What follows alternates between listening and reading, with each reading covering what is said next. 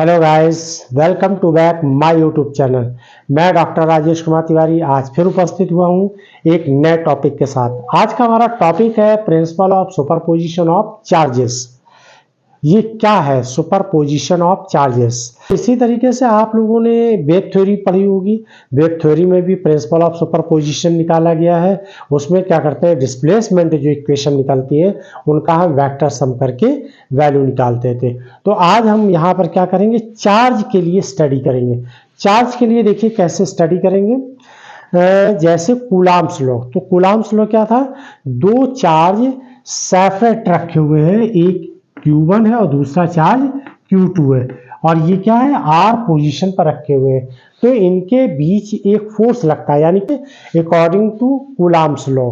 तो according to Coulomb's law force क्या होगा, F equal to, vector form में अगर हम लिखें, F equal to 1/4 pi epsilon nought Q1 Q2 upon R square, और ये यूनिट वेक्टर है ना। तो ये विद डायरेक्शन इसका निकालते थे। अब देखिए विद डायरेक्शन की बात करें, अगर हमने मान लीजिए इस है, अगर दोनों चार्ज पॉजिटिव है तो क्या होगा, आउटसाइड फोर्स लगेगा यानी रिपल्सन फोर्स लगेगा। तो इसका डायरेक्शन क्या हो जाएगा, F1 हो जाएगा। तो ये यूनिट वेक्टर इस तरीके से हम निकाल लेते थे। लेकिन आज हमारा टॉपिक क्या है कि बहुत सारे चार्जेस रखे हुए हैं, यानी मैनी चार्जेस रखे हुए हैं, Q1 Q2 Q3, ये बहुत सारे चार्जेस रखे हुए हैं। तो हम इनका रिजल्टेंट फोर्स कैसे निकालेंगे? तो इनका रिजल्टेंट फोर्स जो है हम क्या करेंगे, वेक्टर सम की हेल्प से निकालेंगे, जिसे हम नाम देंगे principal of superposition of charges. क्या नाम देंगे, principal of superposition of charges. जैसे हमने यहाँ कूलाम्स लॉ लगाया है, इसी तरीके से हम क्या करेंगे, इन दोनों चार्ज के बीच में, अगर मान लीजिए हमें इस पॉइंट पर फोर्स निकालना है, इन सबका वेक्टर सम, ये जितने भी चार्ज दिए हैं इनके बीच में जो इंटरेक्शन हो रहा है यानी फोर्स लग रहा है, तो इनका इंटरेक्शन या जो फोर्स लग रहा है वो इस पॉइंट पे फाइंड करना है। और ये जरूरी नहीं कि आप इसी पॉइंट पे, जिस पॉइंट पे कहे, अगर मान लीजिए हमने ये पॉइंट सेलेक्ट कर लिया तो हम इसके रिस्पेक्ट में निकाल सकते हैं, हमने ये पॉइंट सेलेक्ट कर लिया तो इसके रिस्पेक्ट में निकाल सकते हैं, अगर ये पॉइंट सेलेक्ट कर लिया तो इसके रिस्पेक्ट में निकाल सकते हैं। एक तो ये इंपॉर्टेंट बात है। दूसरी इंपॉर्टेंट बात ये है कि जब हम इन दोनों का इंटरेक्शन निकाल रहे होंगे तो ये जो चार्जेस रखे हुए हैं ये इस पर क्या करेंगे, इफेक्ट नहीं डालेंगे, किसी तरीके का इन पर कोई प्रभाव नहीं होगा। यानी ये चार्ज यहाँ पर जो इंटरेक्शन हो रहा है इन दोनों के बीच पर, इस पर कोई भी इफेक्ट नहीं पड़ेगा। इस पॉइंट को जरूर नोट रखिएगा कि जब हम इन दोनों के बीच में इंटरेक्शन निकाल लेंगे तो ये चार्जेस जो है यहाँ पर कोई भी इफेक्ट नहीं डाले। जब हम इन दोनों के बीच में निकालेंगे तो ये चार्ज या ये चार्ज जो है इफेक्ट नहीं डालेंगे इस पर। और फिर हम क्या करते हैं, इन दोनों चार्ज के बीच का फोर्स निकाल लें, फिर इन दोनों चार्ज का फोर्स निकाल लें, फिर इन दोनों चार्ज के बीच का फोर्स निकाल लें और इनका हम वेक्टर सम कर दें। इसी को हम कहते हैं principal of superposition of charges. Clear? कि इसकी हम डेफिनेशन क्या है, principal of superposition of charges. The principle of superposition states that when the system contains a number of interacting charges, then the force on a given charges is equal to the vector sum of the force exerted on it by the all remaining charges। इसका means ये कि पहले हम दो कोई force select कर लेते हैं या एक पॉइंट ले लेते हैं, जैसा कि ये है P पॉइंट पर हमें इन सभी चार्जेस का इंटरएक्टिंग फोर्स निकालना, यानी इफेक्ट निकाल, इनके बीच में लगने वाले फोर्स को निकालना। ये जो चार्जेस रखे हैं तो इनका हमें क्या करना है, फोर्स निकालना है। तो देखिए हमने ये पॉइंट सेलेक्ट किया है, तो इस पॉइंट के लिए देखिए क्या करते हैं, इन दोनों के बीच में फोर्स निकाल लेते हैं, यानी इन दोनों के बीच में फोर्स निकाल लेते हैं, फिर इन दोनों के बीच में फोर्स निकाल लेते हैं, फिर इन दोनों के बीच में फोर्स निकाल लेते हैं, और फिर इनका वेक्टर सम कर देते हैं। तो यही क्या कहलाएगा, प्रिंसिपल ऑफ सुपरपोजिशन। और इसमें जो मोस्ट इंपॉर्टेंट बात है, पहले भी मैंने बताई, एक बार फिर रिमाइंड करा देते हैं कि it may be, kept in mind that the force between any two charges, दो चार्जेस के बीच में जो इंटरेक्शन हो रहा है, इनके बीच में जो फोर्स लग रहा है, तो इन और इन चार्जेस का इस पर कोई भी इफेक्ट नहीं पड़ेगा। क्लियर है? तो आप इसका एक्सप्रेशन निकालते हैं। तो देखिए किस तरीके से, यहां पर अकॉर्डिंग टू कूलॉम्स लॉ, देखिए ये कूलॉम्स लॉ का फार्मूला लगा हुआ है, तो इसी के बेस पर हम इनके बीच में इनका फोर्स निकालते हैं। ये जितने भी चार्जेस दिए हुए हैं इनका हम रिजल्टेंट फोर्स निकालते हैं। तो सबसे पहले हमने एक 3D में ले लिया एक्स वाई जेड, 3D के फॉर्म में इसकी स्टडी करते हैं। तो सबसे पहले ये देखिए ओरिजिन है, ओरिजिन से पोजीशन R पर एक पॉइंट P है, इस पर चार्ज क्यों रखा हुआ है। ओरिजिन से R पोजीशन पर एक पॉइंट P है, यहां पर चार्ज क्या है, Q है। अब इन दोनों के बीच में, यानी इन दोनों के बीच में फोर्स जो लगेगा, Coulomb's law, according to Coulomb's law. Coulomb's law का फार्मूला क्या होता है, जब दो चार्ज Q1 Q2 रखे होते हैं तो उनके बीच में फोर्स ये लगता है 1/4πε0 Q1 Q2 upon R square और यूनिट वेक्टर, यानी विद डायरेक्शन निकाल लेते हैं ना।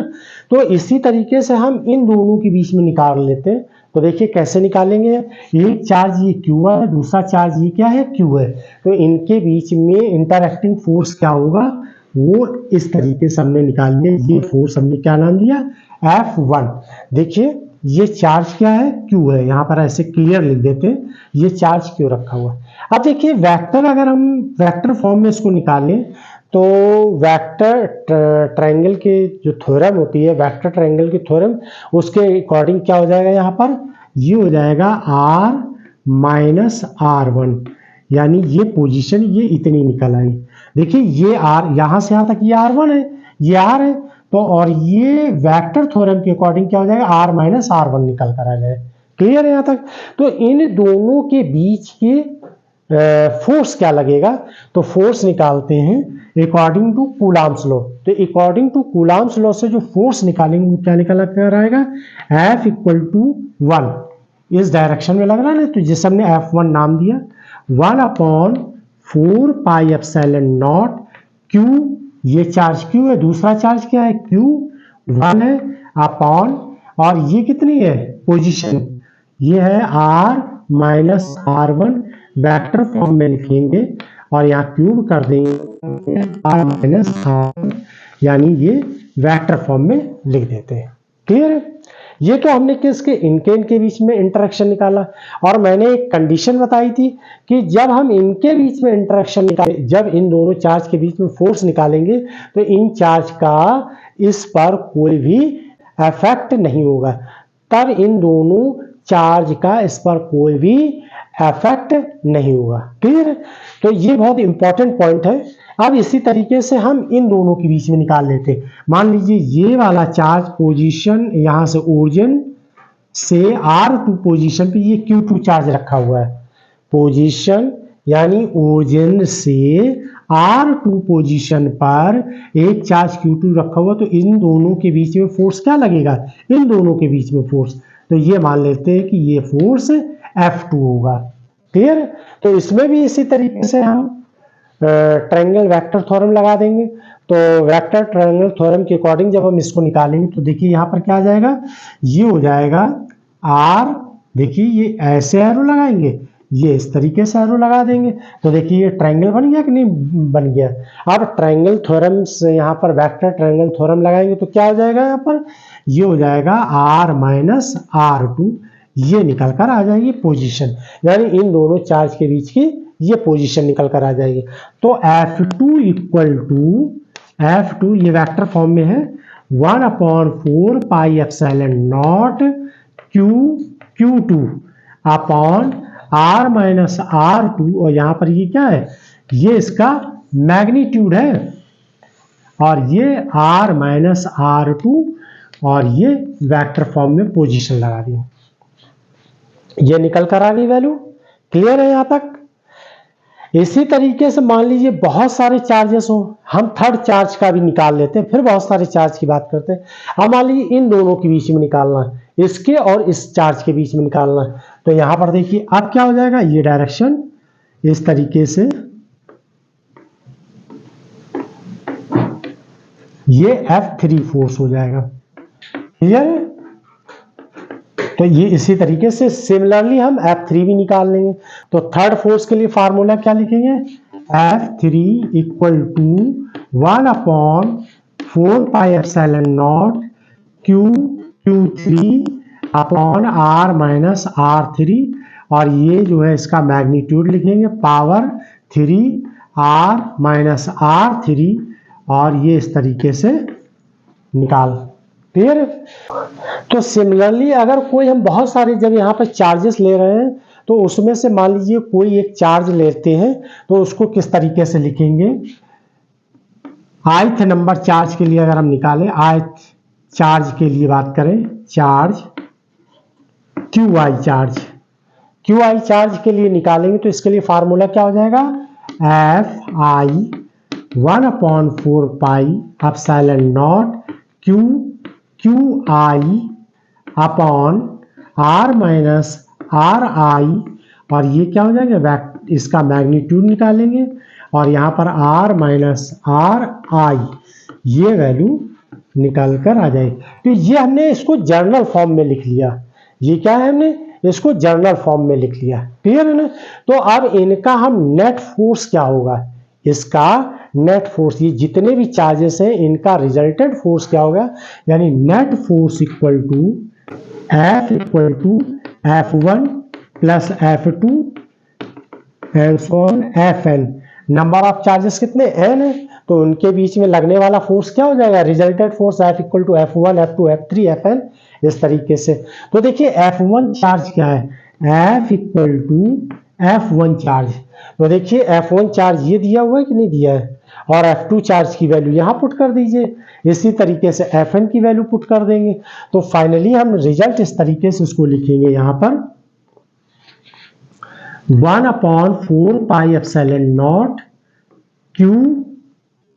Q1 upon R minus R1, और ये मैग्नीट्यूड के फॉर्म में लिखा हुआ है R माइनस R1। ये पोजीशन वेक्टर हो गया। ये तो हो गया F1 के लिए। इसी तरीके से हम इसको क्या लिखेंगे? F2 के लिए भी लिख देंगे। तो F2 के लिए क्या हो जाएगा? 1/4 pi epsilon not Q2 upon R minus R2, और ये पावर 3 R माइनस R2, ये इस तरीके से लिख देंगे। तो इसी तरीके से सो ऑन करते चले जाएंगे, इसमें आगे वैल्यू ये डिफाइन करते चले जाएंगे। क्लियर? अब इनका समेशन कर लेते हैं, सम कर लेते हैं। समेशन के फॉर्म में कैसे लिखेंगे? देखिए F इक्वल टू, इसको ऐसे कर लीजिए, F इक्वल टू यहाँ पर 1/4 पाई एप्सिलॉन नॉट, सब में कॉमन है और Q भी कॉमन हो जाएगा। क्लियर है? तो यहाँ पर कॉमन हमने क्या ले लिया? Q/4 pi epsilon not common ले लिया। इसके बाद हमने यहाँ पर लिखा समेशन I इक्वल टू 1, और यहाँ पर कितने n तक के लिए फाइंड कर लेते हैं। अब आ जाएगा यहाँ पर QI। देखिए QI जैसे ये Q1 लिखा है, Q2 लिखा है, Q3 लिखा है, Q4 सो ऑन। तो देखिए QI लिख दिया। नीचे क्या आ जाएगा? यहाँ पर नीचे आ जाएगा R माइनस RI, जिसके लिए आपको निकालना है। ये पावर क्यूब हो जाएगा, यहाँ पर ये मॉड के फॉर्म में लिख दिया, और R माइनस RI, ये इस तरीके से इसको शॉर्ट में लिख देंगे। तो रिजल्टेंट फोर्स जो है ये निकल कर आ जाएगा। This equation known as principle of superposition. Clear? तो आई होप कि आप लोगों को समझ में आया होगा। थैंक्स।